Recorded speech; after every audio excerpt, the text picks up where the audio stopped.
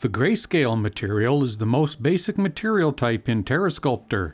It colors the terrain vertices with black to white from lowest to highest altitude.